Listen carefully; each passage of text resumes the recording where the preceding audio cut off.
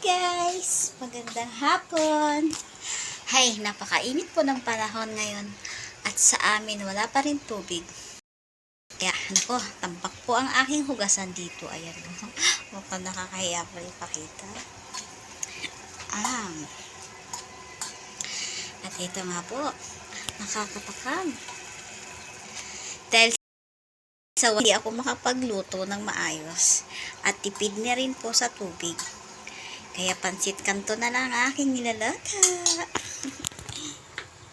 Mainit po kasi ngayon. Ayan po. Pansit kanto na lang kakainin ko kasi walang tubig. At mukha naman masarap. Solved na yan sa aking maghapon. Okay na po yan. Ako lang po dito. Hapdi lang po kasi ako ngayon. Kaya, medyo wala po akong kasama. Ayan po si Milo. Hello, Milo, Milo. Milo, Milo. Oh.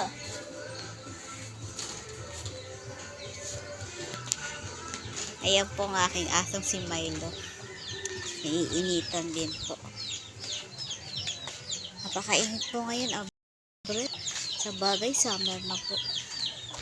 At ito naman po ang aking paligid. Yan.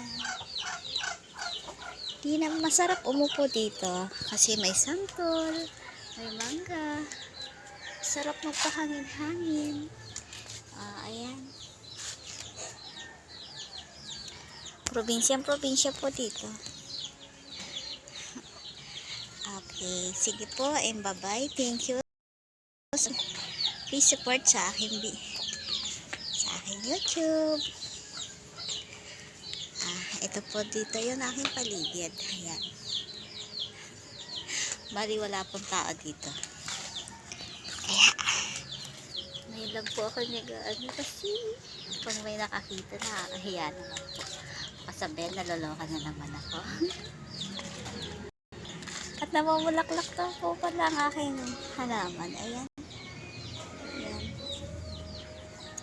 At ang aking pitsay malusog. Nakasinlusog ko. Ito po pala yung halaman na ang tawag po dito ay Queen of the Night. Swerte daw po pag nakakapamulaklak dito. Yayaman daw po. Sana po yumaman ako pag napabulaklak ko siya. At napakabango din po na kanyang bulaklak. Ipopost ko po siya pag nagbulaklak minsan. Sige po, bye-bye and thank you. God bless you sa lahat.